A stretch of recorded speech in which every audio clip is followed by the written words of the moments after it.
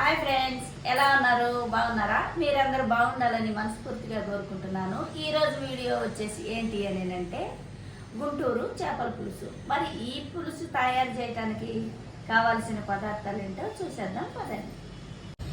ఒక స్పూను జీలకర్ర, ఒక 5 లవంగాలు, చిన్న ముక్క దాల్చిన చెక్క, 4 ఇలాచి, ఒక స్పూను ఆవాలు, ఒక స్పూను నువ్వులు, ఒక హాఫ్ స్పూను కాల్జీరా,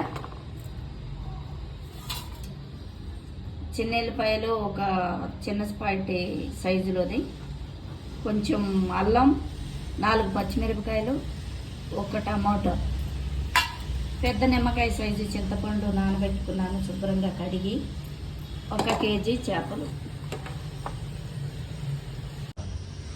పెద్ద సైజు ఉల్లిపాయలు ఒక 3 తీసుకున్నాను. నేను సన్నగా కట్ చేసి పెట్టుకున్నాను.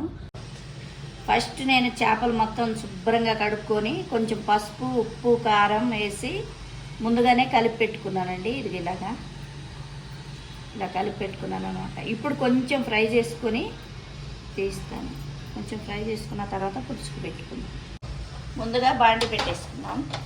స్టవ్ వెలిగించుకున్నాం. కొంచెం వాటర్ అన్నీ డ్రై అవ్వాలన్నమాట. వాటర్ అయితే డ్రై అయిపోయిందండి. కొంచెం ఆయిల్ వేసుకున్నాం. చేపలు ముందుగా ఫ్రై చేయాలి కదా, అందుకని కొంచెం ఆయిల్ ఎక్కువగానే తీసుకున్నాను నేను. కొంచెం ఆయిల్ వేడెక్కాలి.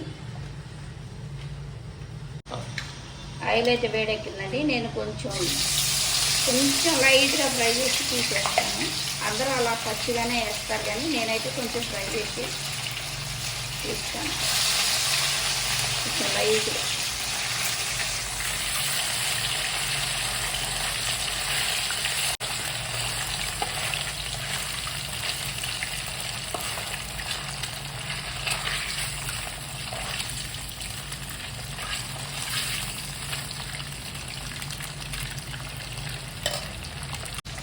ఇది ఇలా లైట్గా ఫ్రై అయిపోయిందండి.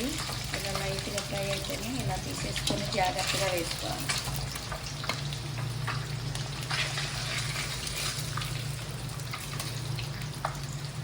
ఇంత లైట్గా ఫ్రై అయితే చాలు. ఫ్రై చేసుకున్న ముక్కల ఆయిల్లోనే మనం ఆనియన్ వేసుకున్నాం. ఆనియను, పచ్చిమిరపకాయలు,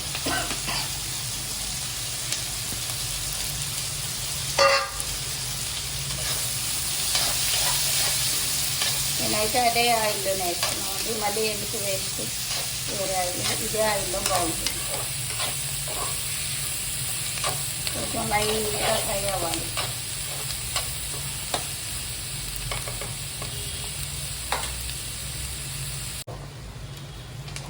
కొంచెం వేగిపోయాయండి ఉల్లిపాయలు. ఇలా వేగితే సరిపోతుంది. మనం కొంచెం కరివేపాకు వేసుకుంటాం. ఇందాక అల్లం, చిన్నెల్లిపాయలు అన్నీ చూపించాను కదా, అదంతా కలిసి పేస్ట్ చేస్తున్నాను. ఈ పేస్ట్ అంతా వేసేసుకున్నాను. వేసుకొని ఒకసారి కలుపుతాం.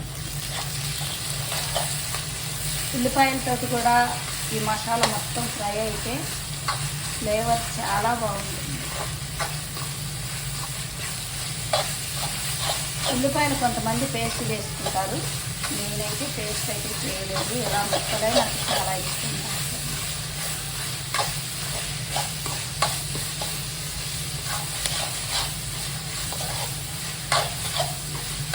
గుమ్మగుమ్మలాడిపోతుంది, మంచి వాసన వస్తుంది కదా.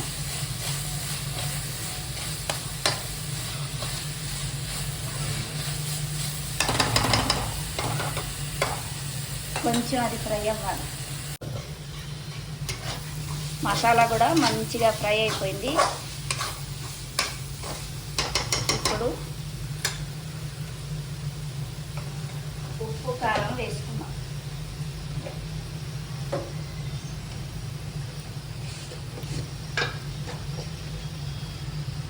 తగినంత సాల్ట్ వేసుకున్నాను.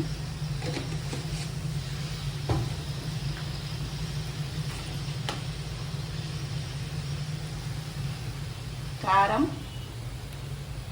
1 స్పూనున్నర,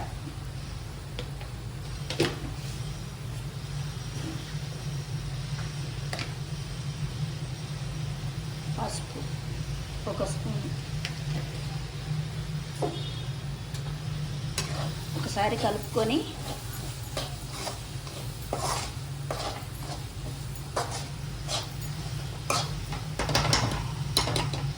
సిమ్లో పెట్టేసుకున్నాం.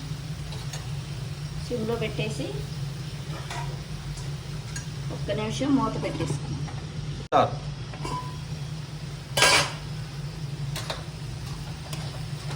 ఉప్పు కారం కూడా మొత్తం కలిసిపోయింది మంచిగా. ఇప్పుడు చింతపండు పులుసు పోసేసుకున్నాం.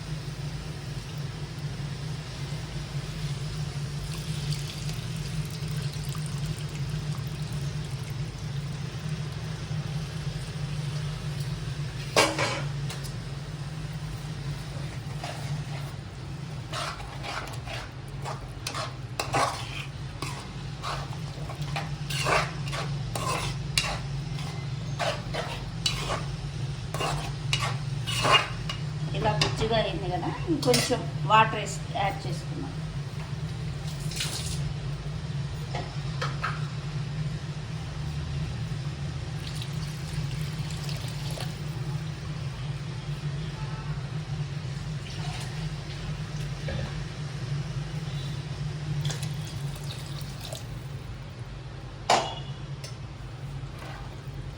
చేపలు మునిగిందాక ఈ వాటర్ పోసుకోవాలి. అదే మనకు కొలత.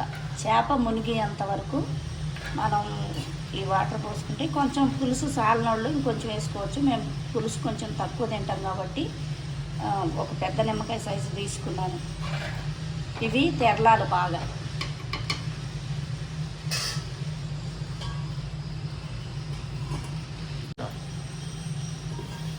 చేపల పులుసు బాగా పెరుగుతుందండి.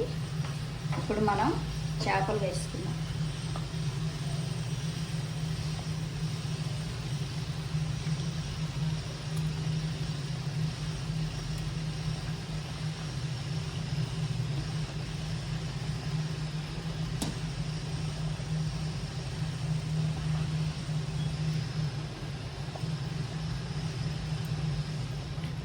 ఒక 2 నిమిషాల పాటు కదలకుండా బాగా ఉడకనిద్దాం.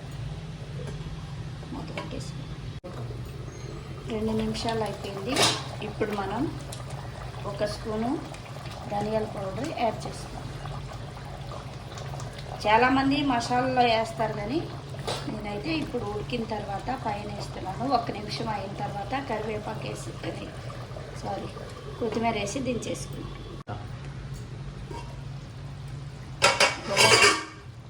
గుమగుమలాడే చేపల పులుసు రెడీ అయిపోయింది. ఇప్పుడు మనం కొత్తిమీర వేసుకొని దించేసుకోవడమే.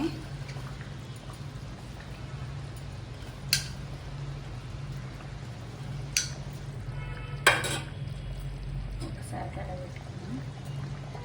ఎక్కువ కలబెట్టకూడదు, ఎందుకంటే గంట తగిలితే ఇరిగిపోతాయి చేపలు.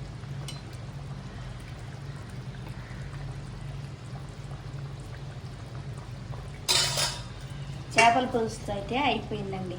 టేస్ట్ చేసి చెప్తాను ఎలా ఉందా అని.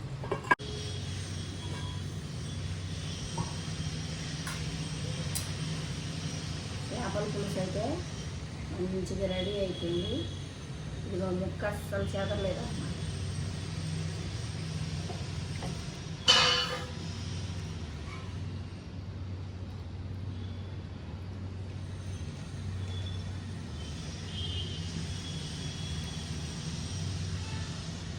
ఈ చేప తోక అంటే నాకు చాలా ఇష్టం అన్నమాట.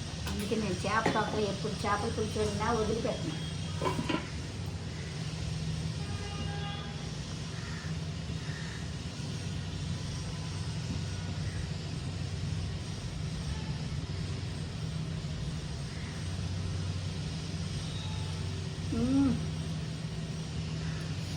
పుల్ల పుల్లగా, కారం కారంగా సూపర్గా ఉందన్నమాట.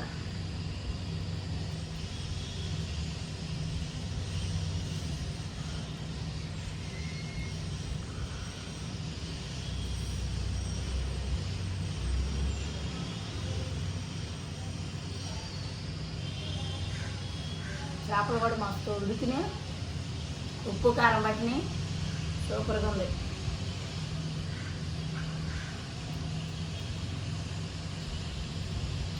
మీరు కూడా ఇలా చేసుకొని తినండి. సూపర్ టేస్ట్ ఉంటుంది. ఎప్పుడు ఒకే రకంగా కాకుండా ఇట్లా డిఫరెంట్గా చేసుకుంటే సూపర్ సూపర్ అమృతం.